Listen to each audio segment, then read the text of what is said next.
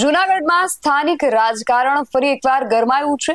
આમ આદમી પાર્ટીના જીતેલા ઉમેદવારની જીતની ઉજવણી કરવામાં આવી હતી અને એમાં નોંધનીય વાત એ છે કે આમ આદમી પાર્ટીની આ જીતની ઉજવણીમાં સંમિલિત થયા હતા ભાજપના પૂર્વ મંત્રી જવાહર ચાવડા।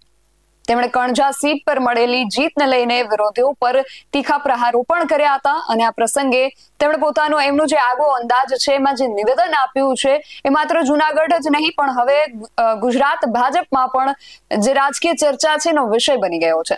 શું છે સમગ્ર વિગત જાણ્યા અહેવાલમાં।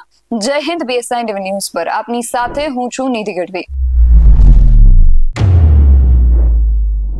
જૂનાગઢમાં સ્થાનિક સ્વરાજ્યની ચૂંટણીના પરિણામો જાહેર થયા એ પછીથી જ રાજકીય ગરમાવો જે છે ચરમસીમાએ પહોંચી ગયો છે અને ખાસ કરીને કણજા જિલ્લા પંચાયતની બેઠક પર આમ આદમી પાર્ટીના ઉમેદવાર પ્રવીણ ચાવડાની જીત થઈ અને જીત બાદ રાજકીય સમીકરણો જે છે એ બદલાઈ ગયા હતા અને આ જીતની ઉજવણીના ભાગરૂપે બીજી તારીખે ખોરાસામાં જે દ્વારકેશ મિલ આવેલી છે ત્યાં પૂર્વ કેબિનેટ મંત્રી જવાહર ચાવડાની ઉપસ્થિતિમાં એક જીતની ઉજવણીનો કાર્યક્રમ રાખવામાં આવ્યો હતો અને આ કાર્યક્રમ દરમિયાન જવાહર ચાવડાએ ઘણા બધા પ્રહારો કર્યા હતા અને એમાં એમણે કહ્યું કે જેને ઉંદરડામાંથી દીપડો બનાવ્યો હતો તેને ફરી ઉંદરડો બનાવી દીધો છે। વધુમાં તેમણે શું કહ્યું સાંભળીએ જવાહર ચાવડાને।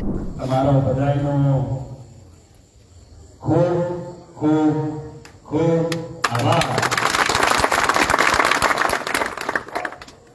હું નાનો હતો ને તે વખતે એક વાત સાંભળતો આપણે આપણા સમાજની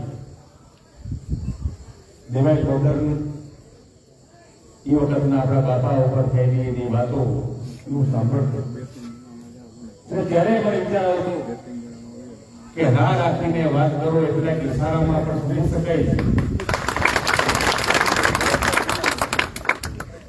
એનું જ્ઞાન એનું ભાન આજે પણ મળે છે। કોઈને કંઈ કહેવું ન પડે, કોઈને ફોન ન કરવો પડે, કોઈ ગામમાં મીટિંગ ન હોવી પડે। હું તો તમારાથી એટલો દૂર હતો કે ત્યાં અલગ વાતાવરણમાં હતો। ત્યાં 4 ડિગ્રી ટેમ્પરેચર મારી માં હતું, -44 છતાં તમે સમજી જાઓ કરી આપે તો વધારે અપેક્ષા તમારી પાસે શું હોય? તમારો બધાનો ખૂબ ખૂબ આભાર। એક નાની વાત કે હું મારી વાત પૂરી કરતી છે। એક મહાત્મા મહાન માણસ મહાત્મા એની ભક્તિમાં પોતે કામ કરી રાખતા હોય। તમે એ પૂજા કરતા હતા અને કુંદડું આવ્યું તો બાપુ કાંઈ નથી, મને બિલાડીની બીક લાગે છે। તો હું શું કરું કે તમે એવું કંઈ કરો બિલાડી બીક લાગે, મને બિલાડી કરી લો તમે। બાપુ દયા આવી બાજુમાં પાણી કરી ઉપાડીને મજા કરવા માંડી। 5 દિવસ પછી પાછી આવી કે મને બીક લાગે છે। બાપુ કે શું થયું? કે મને કૂતરાની બીક લાગે છે। બાપુ કે હવે હું શું કરું? કે મને કૂતરો બનાવી તો શાંતિ થઈ જાય।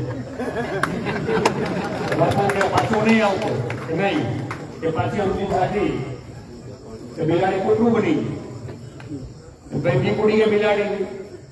5 દિવસ પાછું આવ્યું। બાપુ હવે તો હું બાકી રહ્યું કે દીપડાની બીક પડે। દીપડો કર્યો પછી કોઈ બી માનવાની। બાપુ બહુ સારું, બાપુ સાઈકી ને દીપડો થઈ ગયો, પણ દીપડો થઈ ગયો પછી બેઠો રહ્યો। બાપુ કે જા કે બાપુ હવે અમે ખોરાક તો બહાર ઉપર જાવ।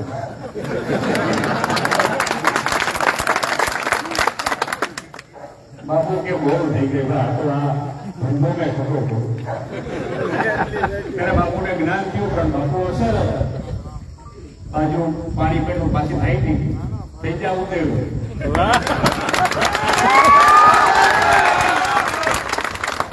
તમે જે ઉંદર મને દીપડો બનાવ્યો તો દીપડામાં પાછું ઉંદરડું કરી દીધું। તમારો બધાનો ખૂબ ખૂબ આભાર।